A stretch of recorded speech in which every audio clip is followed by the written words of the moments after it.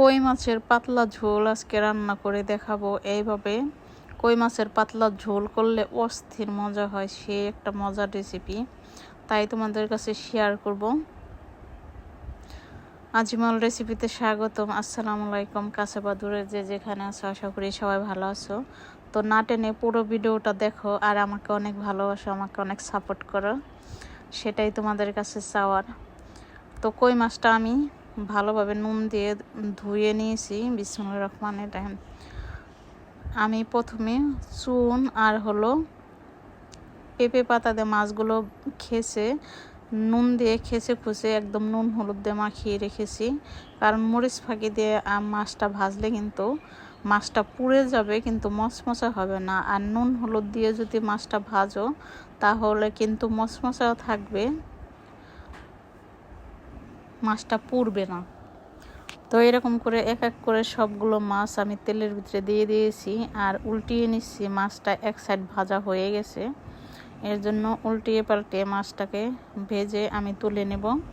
আর এরকম করে মাছটা রান্না করে দেখো, অস্থির মজা, সেই একটা মজার রেসিপি। তো মাছগুলো ভাজা হয়ে গেছে, মাছগুলো আমি তুলে নিচ্ছি। মাছগুলো তেল থেকে উঠতেই চাইতেছে না, কারণ এত কষ্ট করে তোমাদের জন্য রেসিপি আমি বানাই, এক হাত দিয়ে ভিডিও করি আর এক হাত দিয়ে রান্না করি। তো মাছগুলো তুলে ওই তেলের ভিতরে দিয়ে দিছি পেঁয়াজ, কাঁচামরিচ কুচি আর দুটো আলু একদম ফালা ফালা করে কেটে রেখেছিলাম। সেই আলুর টুকরোগুলো এখন সবগুলো একত্রে একটু নেড়ে চেড়ে ভাজা ভাজা করে নেব।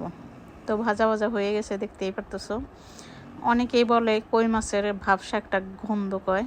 তো আমি যেভাবে মাছটা ধুইছি সেভাবে হয়তো বা অনেকেই ধুইতে পারবো না, কারণ পেঁপে পাতা থাকবে না, অনেকেই শহরে থাকে, অনেকেই দেশের বাহিরে থাকে।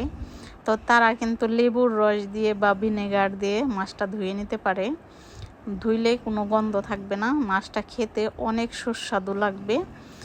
তো আদা রসুন বাটাটাও পরিমাণ মতো দিয়ে আবার একটু নেড়ে চেড়ে দিয়ে দিচ্ছি। পরিমাণ মতো হলুদ ফাঁকি, পরিমাণ মতো মরিচ ফাঁকি, তারপরও ঝালটা তোমরা যেরকম পছন্দ করো ঠিক ওই রকমটাই দিয়ে নিতে পারো। তো মশলাটা ভালো মতো কষিয়ে নিয়েছি, এখানে দিয়ে দিচ্ছি পরিমাণ মতো পানি। তো পানি দিয়ে আবার একটু নেড়ে চেড়ে নিচ্ছি, যেহেতু পাতলা ঝোল করব। তো বলকটা চলে এসেছে, দেখতেই পারতেছো। এখানে এখন দিয়ে দেব সেই ভাজা মাছগুলো।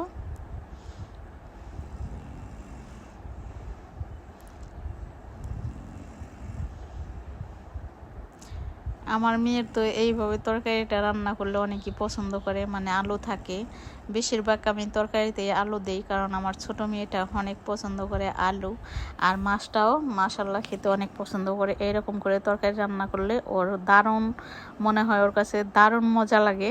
তো দিয়ে দিলাম স্বাদ মতো নুন। এখন ঢাকনা দিয়ে রান্না করে নেব কিছুক্ষণ।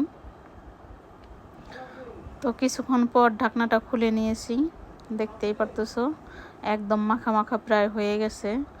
এখন দিয়ে দিচ্ছি জিরা ফাঁকি পরিমাণ মতো। তো পরিমাণ মতো জিরা ফাঁকি দিয়ে আমি 2 মিনিটের মতো রেখে নামিয়ে নিয়েছি। গরম গরম ভাতের সাথে পরিবেশন করছি। মাশাল্লাহ, দেখতে যতটা লোভনীয় হয়েছে, মাশাল্লাহ খেতেও দারুণ সুস্বাদু হয়েছে। তোমরা বাসায় অবশ্যই ট্রাই করবে, আর যদি ভালো লাগে লাইক কমেন্ট শেয়ার করে দিবে।